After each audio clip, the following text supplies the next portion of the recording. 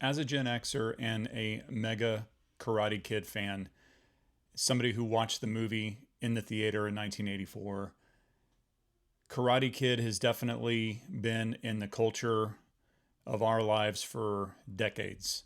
Part one, part two was great. Part three was okay. Then part four, they tried to change it up a little bit and maybe restart the franchise with someone else, which didn't work. And then, of course, there is the one that you know we don't talk about too much.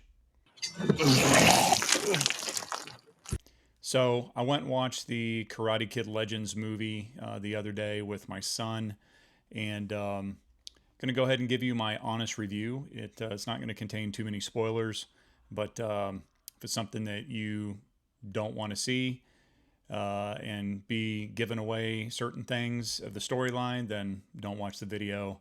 If you do and you don't care, then stay tuned. Let's talk about it.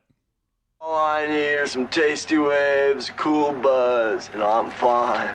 What's up, everybody? It's Rad. Welcome back to the channel, back with another video. And today, I don't normally do too many movie reviews, if any. I think I did one about the season finale of Cobra Kai. So, as I said, as a proud Gen Xer and somebody who has been a really big Karate Kid fan over the years, if you haven't seen any of my older videos, Karate Kid eventually is what got me into martial arts. And then it just so happened that I got my second degree black belt in Tong Soo Do, which turns out to be what the actual Cobra Kai style is from Korea. And so then, of course, 6 years ago when Cobra Kai was introduced to YouTube Red at the time and then Netflix, I was hooked. First two seasons I absolutely loved. And then the subsequent seasons after that were kind of, like watching a spinoff of Karate Kid instead of Cobra Kai. So when Cobra Kai ended, it ended right, and it ended when it should have.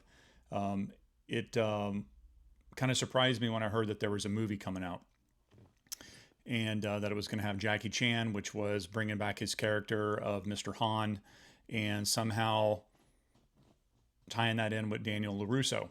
So I do have to say that they open up the movie with a clip from Karate Kid 2 when he's in Okinawa when Mr. Miyagi is doing kata in their dojo, and he's telling him the stories of the different pictures. And if you remember, he had said that his, Mr. Miyagi, the founder of Miyagi, was a fisherman, and got caught in a storm and with too much sake. Started out in Japan and woke up in China, where he learned, martial arts over there, which would mainly be kung fu. And it turns out to be the Han family, right? Which at that point, it's pretty much an AI voice, which they know the AI voice for Mr. Miyagi, to where they go off camera, which that clip from the part two stops, and then they go into some art and stuff like that, where Miyagi's still talking about the Han and Miyagi family were, two branches of the same tree. I think that was great. That finally kind of brought in that Karate Kid that we don't talk about, to be like, you shouldn't be called the Kung Fu Kid, but it's one of those tie-ins that they got out at the very beginning of the movie, which makes perfect sense. So to get into it, it starts out with the new protagonist, which is named Lee Fong, who is a student of Mr. Han, and he's got his own family trauma from a brother dying, and so he's got that on his shoulders.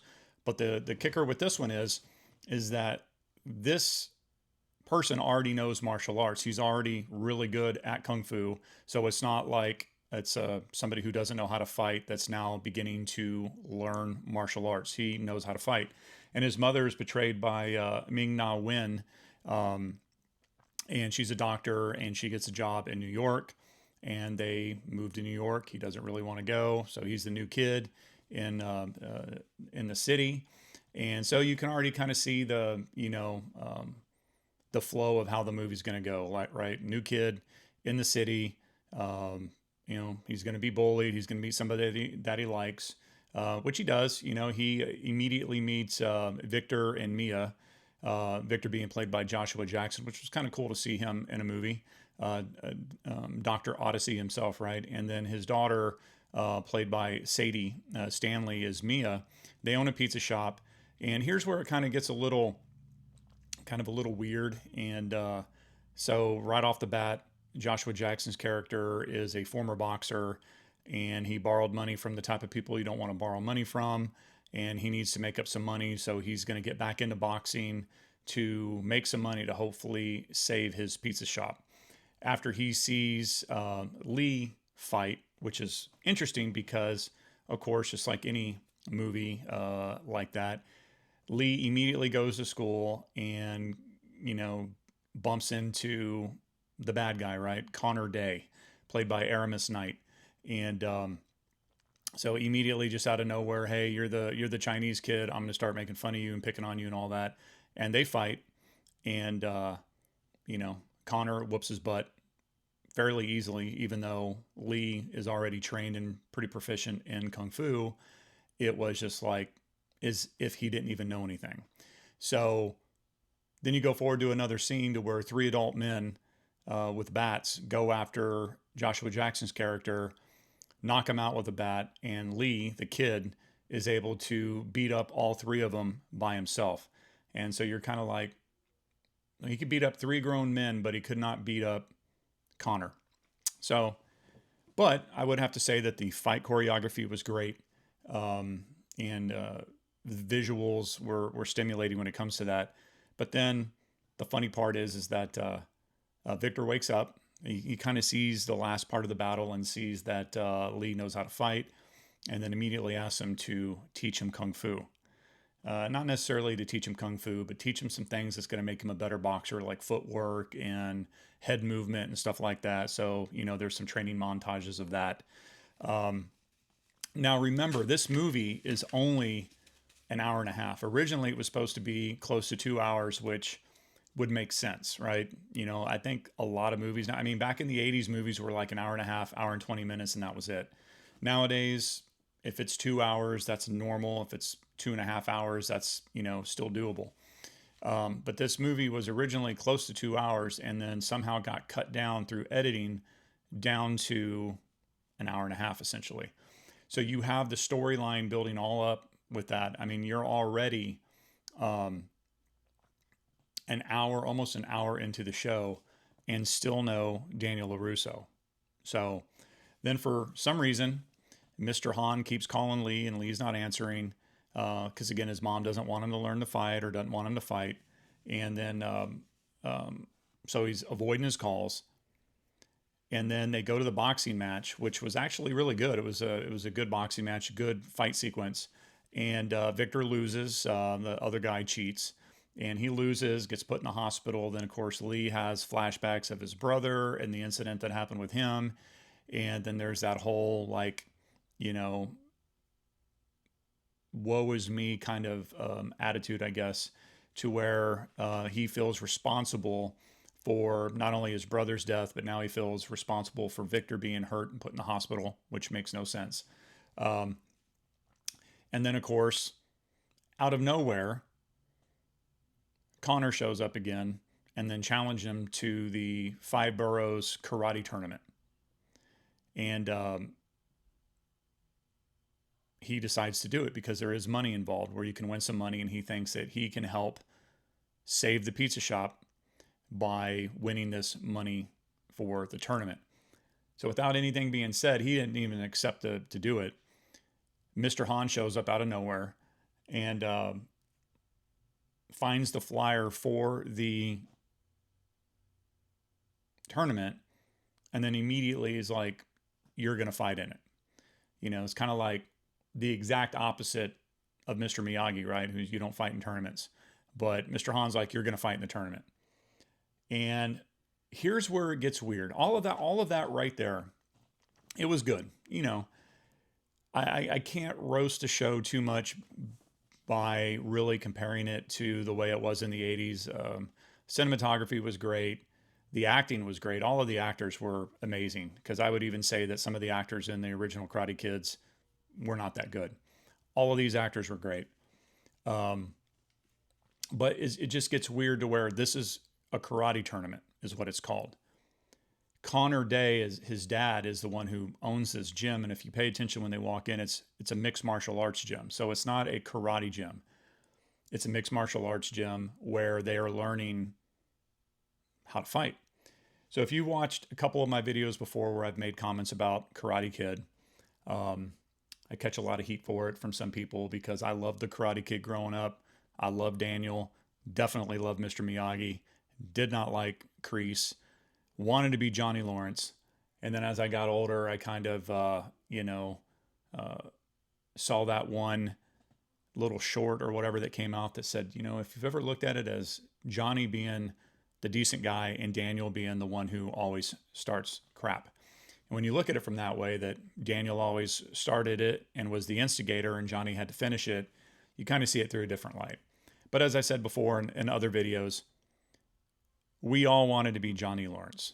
At least the nerds like me wanted to be Johnny Lawrence. I didn't want to be Daniel LaRusso. However, I still love the character. So when Cobra Kai came out and it was all about Cobra Kai and Johnny Lawrence's story, it was awesome. I was really happy for it. But the story takes a turn, the movie, where just out of nowhere, Mr. Han, without even telling Lee, hey, I'm going to go talk to a friend. So he's in New York. He flies to California. And again, we're already about 1 hour into the movie, of an hour and a half long movie. And he goes to Mr. Miyagi's studio, or Daniel's studio. And of course, then tells him the story. I met Mr. I knew Mr. Miyagi. I was here in 1985 or 86, and he just talked about you. And I have a student that I love as much as Mr. Miyagi loves you. And he's going to be fighting in this karate tournament, and he needs your help. So it's Jackie Chan saying, I need your help, Daniel LaRusso, to teach my student who already knows Kung Fu. I need you to teach him Miyagi-Do to win this karate tournament. So it's almost like you had one script for the Kung Fu Kid Part 2, and you had some extra time from the Cobra Kai staff, and they wrote a little short movie, and then somebody decided to put them together quite hastily, mind you, not even seamless, it's just smashed together. Like, let's take the idea of two movies and let's smash it together, but let's take the second half of the movie and smash it into a small part. And that's where it just did not make sense to me. I did read some comments in other review videos to where one comment said that they actually worked on the film and reiterated that it was almost a 2-hour movie. And then in editing and in that they edited out a lot of shots that would have really made the movie make a lot of sense. It would have really made it flow a lot better. But for whatever reason, they edited it out. So with that said, here's what I always find funny, especially in 2025, right? The one critique that I've always had of Karate Kid and even most recently Cobra Kai, as a martial artist, yes, kata, you learn your forms is what they call them, but you don't actually fight that way. Some of the moves they're hidden moves for blocking and punching and stuff like that. But if you've watched UFC, you see that nobody fights that way. If you want to see the reality of a real fight, just watch Street Beefs. As bad as those people are, that's even in trained fighters, if they're in a street fight, it's typically how they end pretty quickly. And especially with Kung Fu, there's all of these videos that you can watch now online about Kung Fu masters from China getting into the ring with MMA fighters and literally getting their asses knocked out in like 30 seconds. Like they try to do their Kung Fu and get their asses beat. So for them to come out and say, well, you need to learn Miyagi-Do because it's karate or Kung Fu. This is a karate tournament. Look, Kung Fu with all the backflips and all that stuff that you see in the movies, that's not real fighting. But I would think that a trained Kung Fu fighter knows how to throw a jab, a cross, a straight, a teak kick, a roundhouse, a push kick, you know, front snap kick, a sweep. That's it. You don't need to know karate to learn how to throw a punch, especially in a point tournament. It's 2 points to the head, 1 point to the body, right? It's pretty simple. So that's where it just got really goofy, really, really goofy. And then they get to the part of the tournament, and you know it's going to be Lee and it's going to be Conor that are going to be in the finale, right? And so they fight, or they go through the brackets, and it's super quick. It's not even a big point. Remember, we're already an hour and 15 minutes into the movie of an hour and 30-minute movie. So they do the tournament sequence in a matter of like 6 minutes. And then it's the finale. And then of course, you know, who do you think wins? And of course, it's a kick that they did in the very beginning of the movie that then they talk about, and I told Roth, I said, watch, that's going to be their new crane kick. It's called the dragon kick. And then they even train on it because Conor countered it in the school fight. And so then they had a workaround. Of course, we didn't know what the workaround was going to be, duck the leg, whatever, what was going to be the finishing move. So with that, they didn't even really focus on Conor too much. They didn't even focus on his story. He was just kind of a dick, and you didn't like him, but you know, it just kind of did not make sense. So, you know, it's almost like it was a good movie without adding the Karate Kid aspect to it. I mean, I was happy to see Daniel LaRusso in it, but it's almost like they needed to sprinkle a little bit of Gen X nostalgia on it to get people like me to go watch the movie. Ralph Macchio is right there on the poster with Jackie Chan and Ben Wong, in his karate outfit. So they make it look like he's there the entire time, but he's literally just in the last 25 minutes of the movie. But overall, it was a good movie. I'm not telling you not to go watch it, but and of course I'm a collector, right? So when it comes out on DVD or Blu-ray, I'm gonna buy it to put it with the rest of my Karate Kid stuff. But it would have done better being longer to explain the story a lot more, and it would also have been it would have been a good movie just without even having the Karate Kid name or any of the Karate Kid people in it. And it could have just been a standalone movie on its own. But it's almost like they didn't even believe that people would come out and watch it if you didn't make them think that it was a Karate Kid movie, because it really wasn't. Of course, I'm a huge Johnny Lawrence fan, and I had heard that Will Zabka was going to make a cameo in it, and he does. And you have to watch the movie to see it, but it's at the end of the movie. To me, because I'm a super fan, it's the best scene of the movie. Funny, cool, and I was glad to see Will in it, because I'm not trying to be a hater, but remember, Cobra Kai was Johnny's story, and yes, Ralph Macchio was in it from the very beginning. He was one of the producers and all that, but it was Will's story, and Ralph Macchio got really popular again because of Cobra Kai, and that's what got him in this movie. So probably the easiest money Ralph Macchio has ever made, because he's in the movie that little. Even in the last 25 minutes of the movie, if you were to time each time he's on camera, it's probably 12 minutes. So yeah, have you seen it yet? What'd you think about it? Drop a comment. Again, I'm not saying don't see it. I like it. I'm going to buy it on DVD to keep it, but it definitely could have been done a lot better, and it would have been nice. Maybe when they release it on DVD, they'll have the extended cut that this one person said online was 30 minutes longer, 25 minutes longer. Might actually help the story, and might actually help their DVD sales go a lot more, because people like me are going to want to see all of the stuff they took out of the movie. So what are your thoughts? Again, have you seen it? Drop a comment, let me know. And if this is the type of stuff that you like, please consider liking the video, subscribing to the channel. And with that said, I appreciate you watching, and I'll see you on the next video.